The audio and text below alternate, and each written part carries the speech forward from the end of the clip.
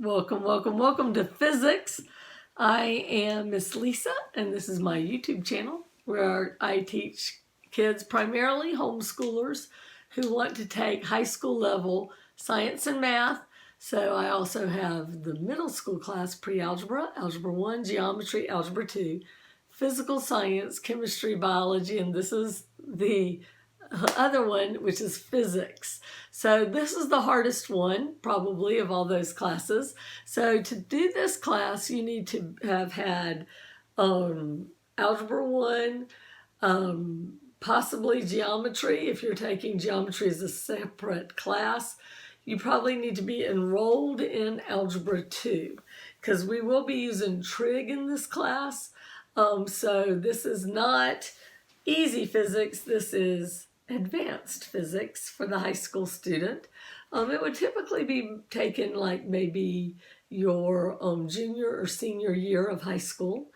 For this class, you need to have a TI-84 graphing calculator. It's the same one you need to have for Algebra 2. So see, you can take these two things together. Algebra 2 and physics go together beautifully. So that's what I recommend. My Algebra 2 class is also on my YouTube channel, and in it I'll teach you how to use that graphing calculator. Now, do you have to have a TI-84 graphing calculator? No. A TI-30 for about scientific for about $15 will do all right. Why do I want you to spend the $100 to get a good graphing calculator? Is because it is what you're going to need for college. You're allowed to use it on the SAT and the ACT and in college, and it is not intuitive. So the more practice you get with it, the better you're going to do on the ACT, the SAT, and in these college classes. So it's the technology, it's the tool that we use now, and I will be showing you how to do problems on it in this physics class. So what is physics? Physics is, I need to back up. I just realized I didn't clarify this. This class is primarily for homeschoolers to take as a class.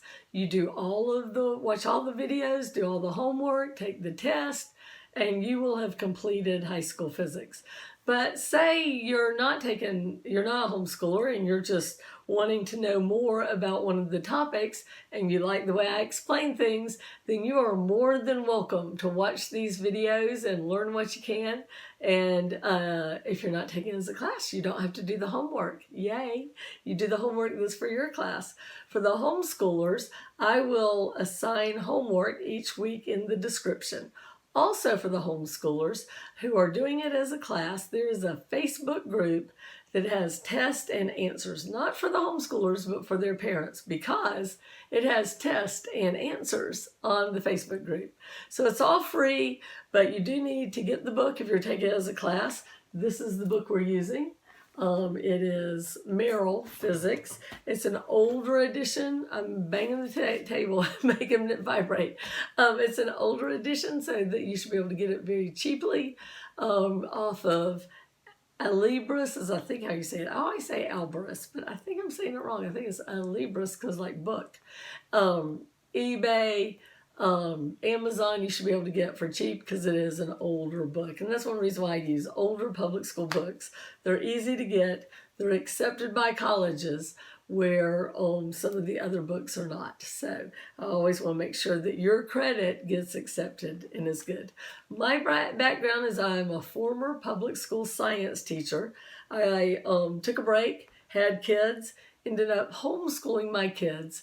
When my kids got to be high school age, I opened up where I was teaching them to other students to join them while I taught science and math. And then now my baby is going off to college this year. So my homeschooling days are done, and I am not going to be tutoring anymore. So I'm making my classes available on YouTube for all my tutor kids that I was helping to tutor, so that they can continue with me, because if they like the way I teach, and they could, it'd be free because it'd be on YouTube. I've had a little bit of technical problems getting this all going, but I think I finally figured it out. So these videos I will release each week. We will do a chapter a week. There's 30 something in the book. Normally for a school year is like 38 to 40 weeks. But of course, you'll have extra weeks built in there for going to Fernbank to go to the Science Center, or maybe there's a chapter you don't understand and you're going to have to work on an extra week. So we will have done the whole book. You will, and we might even skip some chapters. This book is, whoo, it is advanced. So we will do the whole book. We might skip a few chapters, but we will do the physics class. There are some things in the book that are not that are just a little bit beyond high school. You usually don't get into the details of it till college physics, and so some of those. Last time I taught it last year to the homeschoolers, and we did not do every chapter. We skipped the ones that I thought were just too detailed. We'll wait till college, and we will probably do that again.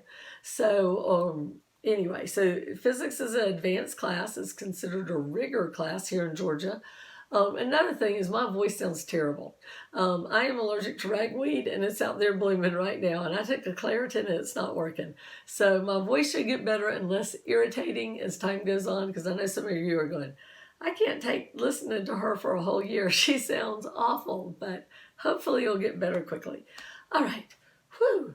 Get a calculator. You'll also need for this class your geometry tools, your ruler, protractor, compass. You need a notebook, pens and pencils, maybe some colored pencils also. Graph paper. We will be doing graphs. So this week your homework's pretty light. The chapter's pretty easy. It's stuff that you probably heard before. So this will be a good week for you to do just a little bit of homework, but to get your tools together. Make sure you've got all of your stuff that you're going to need for this class. All right. Let's see. So chapter 1 is what is physics? Well, science can be divided really into 3 areas. Earth science that studies the earth. Life science that studies living things and things that were living. And what is called physical science, which is chemistry and physics. So this is a physical science, not a life science. And don't tell the people that are watching the biology tape, but I really do prefer teaching physical sciences to life sciences. I don't know why. I just do. Well, I do know why. It's because I really love math. And the physical sciences have more math. There's not so much math in the life sciences. The life sciences are a little bit more memorization, where the physical sciences are a little bit more understanding. We will do some serious math in physics this year. It is, you use trig, so you get to use those fun buttons on your calculator, and it will be good. You're going to love it. I just know you will. All right. Okay, so what is physics? I told you that. The next idea, and you'll be reading about this, is they talk about the search for understanding. And they talk about, in particular, the study of getting close to absolute zero. And things act weird once you get down to absolute zero. Absolute zero is the point where molecular motion ceases. So if you look at something that looks completely still, like say you've got your physics book sitting there, and it appears that there is no motion, if you could see the molecules, they would be vibrating. They'd be in this thing called a crystal lattice, and they would be vibrating. And the reason why they're vibrating is because they have energy. They have heat energy, and the measure of heat energy is temperature. So they got a temperature. They're moving. As it gets colder and colder and colder, then that molecular motion slows and slows and slows, and to the point where theoretically it would completely stop. So we keep getting closer and closer to absolute zero. It's hard because normally how you chill something down is by having something colder than that. Well, you can't have anything colder than absolute zero, so we can't chill it down anymore. So as we get closer and closer and closer, matter starts behaving weird. But how this discovery happened, you'll read it in your book, is that one scientist stood on the shoulders of another scientist. Now, not literally, they're not cheerleaders making pyramids, but it was that one person discovered one thing in science or technology, and then another scientist comes along and builds on it and builds on it and builds on it and builds on it. Each scientist doesn't have to go back to zero and start the experiment at the very beginning. Each one can add to the other one, and we gain in knowledge and understanding. So that's why everything is so amazing with our technology, why I'm able to sit here in front of my board and talk to you about physics, and you're going to be able to sit there on your phone and watch me talk about physics. That's one of the things I need to mention too, is like I'll be holding up boards and stuff like this. If you're watching this on too little of a media, you might, you need something where you can zoom in. Also, as you watch these, I am going to do math. Then you need to hit pause and you do the math. You need, if we were face to face, I would show everyone how to do it, and then I would say, okay, y'all do it now. I'm in the South. I'd say, y'all do it now. And then I'd say, did you get it? Did you get it? You know, show me your calculator. You got it? Do you understand? Do you know what button to push? Well, you're not here, and I can't look in your eyes and see that you've got understanding. So you're just going to have to stop the video, try it yourself, and then if you didn't get it, rewind it and make sure that you understand the math. Because physics is the math of word problems. If you love word problems, you're going to love physics, because that's what we do. It's word problems. That's what our problems are like. All right, so you can read all of that. There's fun little things in here called pocket labs. You might want to do. A lot of them are fun little things where you can use just things around your house to try some of the physics. Like sometimes you grab a piece of tape, stick it on a table, rip it off, see what happens. So I will be assigning some of those, and then others that I don't assign, do them. They're fun. Science is best learned hands-on by doing, not just making it another reading comprehension class. You have enough of those. You have history, you have English. Let science be the one where we do the science that's hands-on. So I'm going to assign you labs to do, and also there's more ideas in the book, and you can do those too because it's just fun. Also, you can go on field trips. Most big cities have a science center. Here in Atlanta, we have Fernbank that has just this great physical science area where kids can go in and have hands-on with all of this great equipment that you're not going to have because you are not in a science lab. So if you can plan during this year some field trips and maybe even get the membership where you can go back a bunch and, you know, one day just look at the magnetism stuff and another day look at all the optics stuff, that would give you a great resource. So if you live near a city with a science center, and there's a lot of them. There's several in Georgia, not just in Atlanta. I think Augusta has one, and other metropolitan areas. So research that. That'd be a real fun thing to add to your science this year. Would be some of that hands-on experiences that you can't get just through video or an at-home lab. So just to think about. All right. So now the scientific method. Your book makes the point, and I agree, that you learned the scientific method in middle school. Step 1, state a problem or an observation. Step 2, come up with a testable hypothesis. Step 3, design an experiment that is testable, that has a control and a variable you manipulate.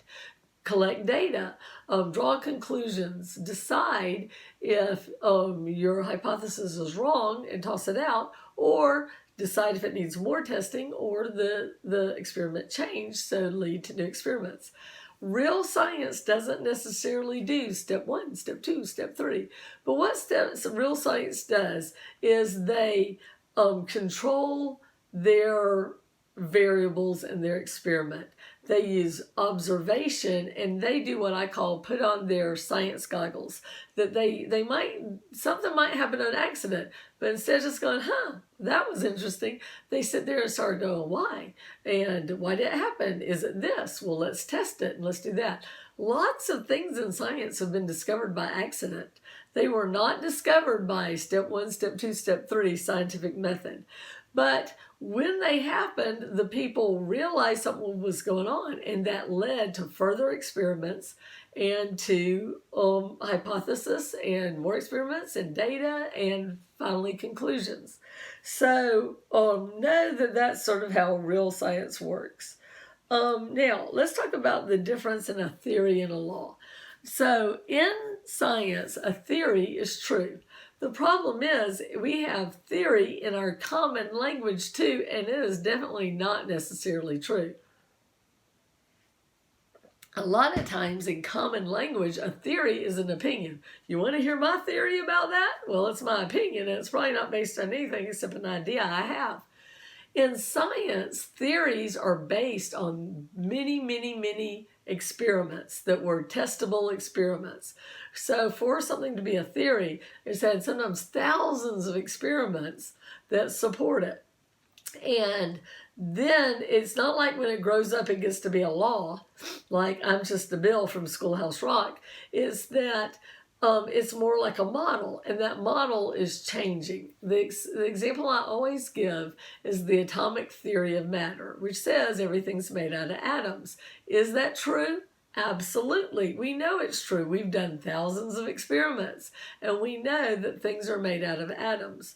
But when John Dalton proposed the atomic theory of matter hundreds of years ago, he said that the atom was indivisible. It was like a little billiard ball, like a pool ball, and that it couldn't be broken down. And in fact, the word atoms means indivisible. One nation under God, atoms, and liberty and justice for all. It means indivisible. But now we know that atoms can be divided and that they're made out of protons, neutrons, and electrons. Hold on, I've been talking a long time and I'm going to have to drink water. Excuse me. I would say we'll fix that in editing, but we won't. I'm going to upload it.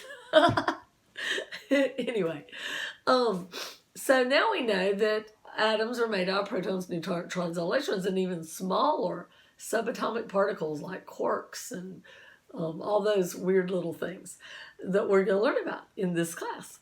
But anyway, and it turns out instead that the atom is the smallest piece of matter that retains the characteristics of the element. So if you have one gold atom, it would be shiny and yellow and could conduct heat and electricity. If you break it down into protons, neutrons, and electrons, they're all the same. You can think of them like Lego blocks that you can build lots of different things out of. So that model changed over time. And do we know everything about the atom? Nope. So it's still changing. Now there's this thing called dark matter, and we're all excited about learning about it. And if you watch any science shows, it's going to be the answer to everything. Dark matter! So any like theoretical physicist shows. Dark matter is going to save us all. But so it changes. Now, so the problem, one of the problems is in science, we will actually use theory in its common everyday speech way about science stuff, where it's not a theory. Remember, a theory in science has to be observable and testable. So we will use the word theory about scientific ideas, but they're in the past. Can it be a real theory? No, because can you observe it? Nope, no time machine. Can you test it? Nope. Can't go back in the past and do a test. Now, if it's nowadays, it can be a theory if it's supported by thousands and thousands of tests. But things in the past, it would, if we say something about it, even if it's a scientific thing, we're using the common everyday speech word theory. Is it wrong? No.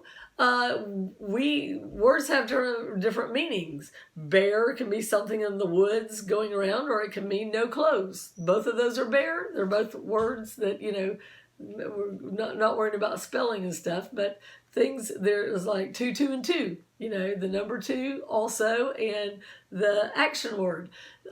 Things can have, but those are all spelled different too, but words can have different meanings, and that's okay. It's not lying or anything. It's just that we have to be careful about the everyday use and the scientific use. And in science, when we're using theory scientifically about experiments where there's been thousands of them and stuff, you can think of it as true. These things are actually true, but they're called theories because they're not finished yet. We're learning more and more about it, generally. Now, the other thing is law. Theories do not grow up to be laws. Laws are different. Laws, there's different ways you can explain it. Sorry, I got to touch this because I have this little low battery thing, and I don't know why, because it's plugged in the wall. Anyway, if this stops, there'll be part 1 and part 2. Anyway, laws are, the way kids can think about it is they are so true they're math. They have a mathematical equation, which you will be learning in this class, and usually a constant. Something like the acceleration due to gravity is 9.8 meters per second squared. Gravity is a law. It has a formula that goes with it. Laws are so true they're math. So there's not a formula that like E equals mc squared that goes with things are made out of atoms. That's a theory. So hopefully that makes sense. Okay, see if there's something else here. Nope, that's it. You're going to have a lab that you're going to do. The lab and the homework will be in the comments. So like, share, and subscribe, because if I get 1,000 subscribers, it will be easier for me to upload these suckers. And I'm Miss Lisa. There is a free Facebook group that's got the test on it. Go check it out, or have your mom. Don't you check it out if you're the student, because the answers are on there. All right, and I'm going to try to remember to always leave you with, science is great.